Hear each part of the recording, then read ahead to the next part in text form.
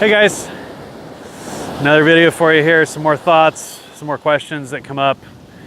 I maintain a large subscriber list, email list, which if you'd like to see more stuff from me, you can head over to christianhinnicky.com. Here's the link, and opt in. Just jump in there. I don't mail a lot. When I do, it's this style. It's it's what I got in my head. My style, if you've watched much of my stuff, is I don't have any script here. I'm just talking. It's thoughts from 20 plus years of owning various businesses, starting various businesses, failing a whole lot. I have failed so much, but I've also had some successes. I've made millions of dollars on the internet and in network marketing.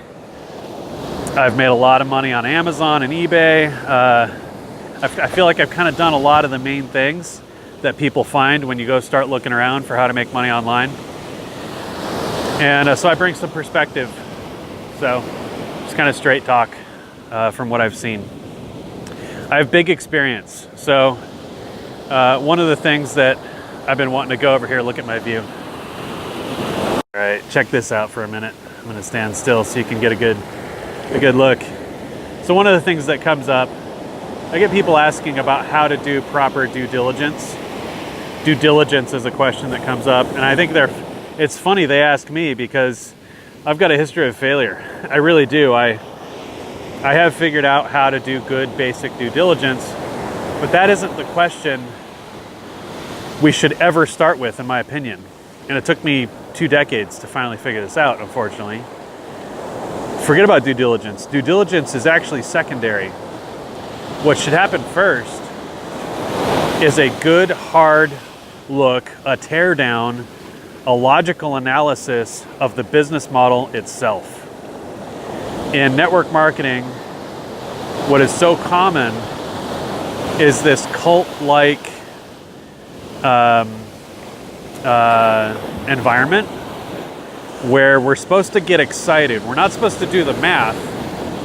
We're not supposed to analyze things logically. We're not supposed to critically think through how things work, why things work, do things work. We're supposed to just get excited and jump in and tell everybody we know and buy leads and do all these things. Problem that I've had with that over the years, because I've taken that approach, I've skipped the critical thinking at the very beginning. I've skipped that step often, unfortunately. And where it has gotten me is on a different colored treadmill. The whole idea with these home business things is residual income, right? That's everybody's dream. Oh man, if I could work once and get paid lots of times, what if I work a bunch and I have a bunch of things paying me monthly? A bunch of things meaning all under one roof. You're working a company, you're moving a product, you're driving subscriptions, whatever it is you're working on, whatever it is you're doing. And the idea basically is I want to do enough of that and build a big enough referral network that I'm getting paid every month whether I'm working or not. Right? That's the general idea. That's everybody's goal. Some do it bigger than others or want to do it bigger than others, but that's the goal. The problem that I've seen is in almost every case, the product or service is stuff that the cops, the bartenders, the teachers, the the stay-at-home mom, the single mom, the single dad, the retail worker, the regular people around us. I'm talking about the 90%ers, the majority of the population. For the majority of the population, it's stuff they never used to buy before. If they used to buy it, we're messing up their budget because MLM products come at a premium. It's no secret. You know what? I'm going to challenge you. If you're in a product-based MLM right now, pause the video, open another tab, go to eBay and Amazon, and search whatever your company's main product is. Type that into the box, hit enter. Come back here. In the comments, just give me a "you're right" or a "you're wrong." I'm really curious. You're right, you're wrong. Tell me if I'm right, tell me if I'm wrong. My assumption is whatever the magical, awesome, sorry, that sounds demeaning. I really don't mean it that way. Let me restate that.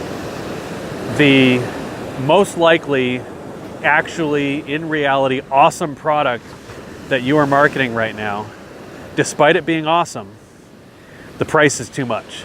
Prices are inflated, and you are not able to compete in the open marketplace on price. You have to convince people to be emotional, make emotional decisions to get them to buy. So go to eBay or Amazon real quick, hit pause, and just look up the price, look up that product, whatever the main product is. My assumption is you're gonna find it for a lot cheaper on Amazon and eBay, probably both. I know it's probably against your company's terms and services, doesn't stop people, it never stops everybody. There are people there who are dumping that inventory, that product, usually for pennies on the dollar, dimes on the dollar. So can you come back and tell me in the comments, you're right, the product is cheaper on eBay and Amazon, or you're wrong. If you're telling me I'm wrong, I'm gonna be really curious. I don't think I've ever seen an example where I was wrong. If you'd be willing to private message or jump on my email list and shoot me an email and say, hey, I'm one of the people that told you you're wrong. And here's what I found. Here's my product. Here's the price it's available from, the wholesale price or whatever from my company. Use the lowest price, that's fine. And here's what I found on Amazon. I've never seen it. So when you can't compete on price in the open marketplace, you are so gimped. Your legs are cut off before you even start.